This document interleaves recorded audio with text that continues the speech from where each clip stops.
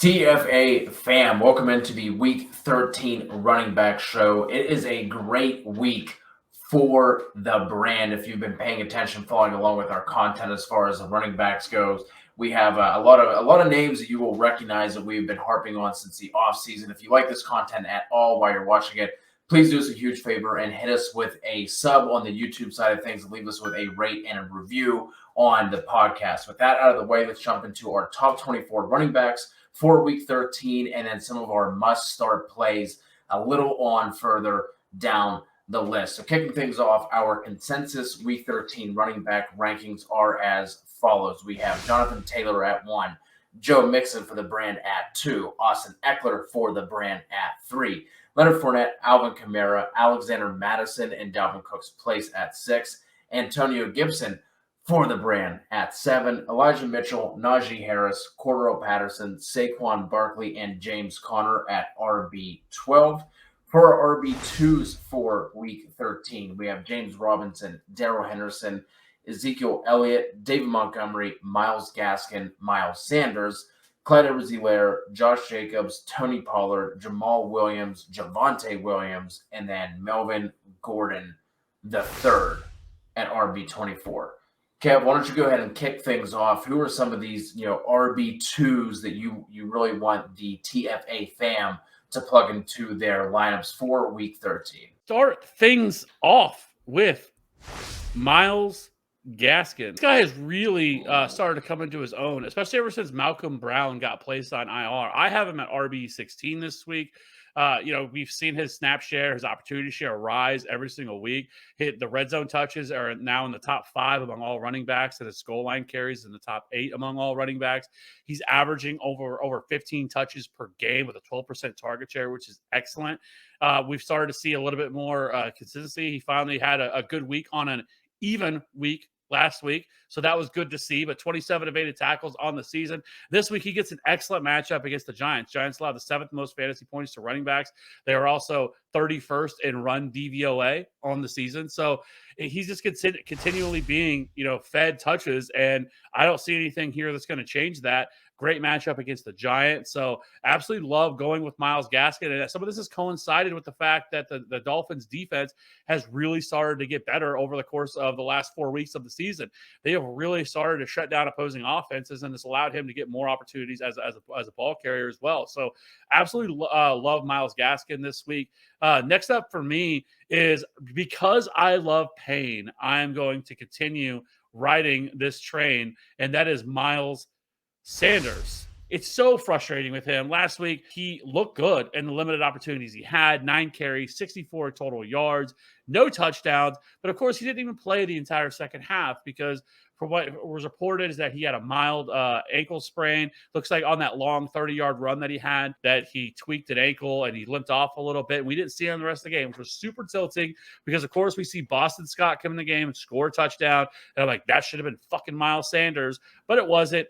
But however, as far as the ankle injury is concerned, Sirianni said as of Monday that he's already heading in the right direction to play this week. I expect him to play, but they do have a Week 14 bye, so there is a possibility that they could sit Sanders this week and oppose to not playing him because they are playing the New York goddamn Jets. So, this is the absolute nut matchup this week. Playing against the Jets, they're 31st in rush DVOA. They allow the 3rd most rushing yards, the most rushing touchdowns, the 5th most receptions, the 2nd most receiving yards, and tied for the most receiving touchdowns on the season to running backs.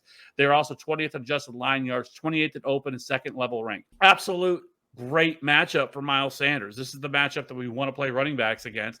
And if he plays, he's the guy that I want to go with because he's been really efficient this year. 2.81 yards created per touch is 25th. He also has 7 runs of 20-plus yards, so he's been explosive, which is 11th. And he also has 5.0 true yards per carry, which is 9th among all running backs. He's been efficient. It's just whenever he got hurt coincided when the Eagles decided, hey, we're going to start using our running backs now. So he didn't get those opportunities. And now when he come back, he did get a little bit nicked up last week. So we'll see. As long as he's able to play this week, I'm playing Miles Sanders. I know for some people, they're like, nope, not doing it. I understand, but this is an excellent matchup for him. If he plays, there's no way I can sit him while he's playing the Jets. I just don't see how this can go sideways for him. So, and last but not least, I'm going right back to the Clyde Edwards-Helaire tank. So in his first week back from injury, he played 43.9% of the snaps. He had 12 carries, 2 receptions, 76 total yards, and a score. In the same game, Darrell Williams played 56% of the snaps, but only got 5 carries. Did run more routes, ran 23 routes to the 12 of Clyde Edwards-Helaire, 3 targets, 26 total yards. This week against the Broncos ranked 13th in fantasy points allowed to opposing running backs over the past 3 weeks. They also ranked 26th in rush DVOA on the season. So this is a really good matchup for Clyde Edwards-Helaire. And I think some of that snap share had to do with the fact that he was coming off an injury. There was this talk maybe he won't play this week.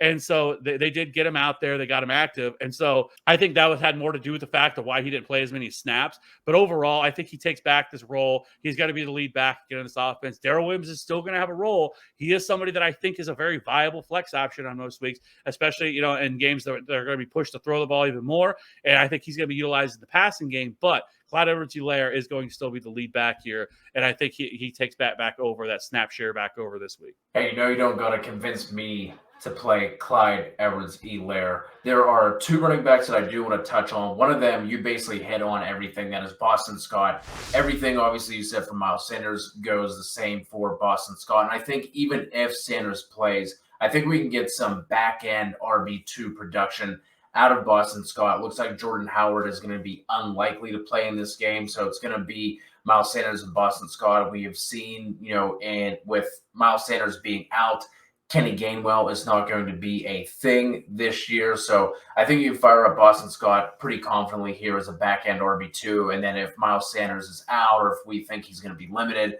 I think he could be a mid-range RB2 in that matchup with the Jets. There are only 5 teams giving up more yards on the ground per game than the Jets. And one of those teams is the Minnesota Vikings. So I'm going to go with Jamaal Williams here. And, we were told that DAndre Swift was day-to-day with that shoulder injury.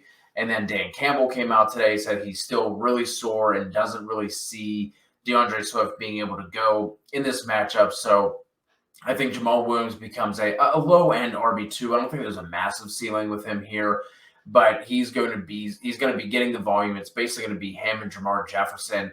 I think Jamaal Williams is going to be that 1A role in this matchup against the Vikings. You're talking about a team that's 29th in rush DVOA, dead last in adjusted line yards. So, again, I think because of the volume he's going to see in this matchup, they are 7-point dogs, I think, the last time I checked.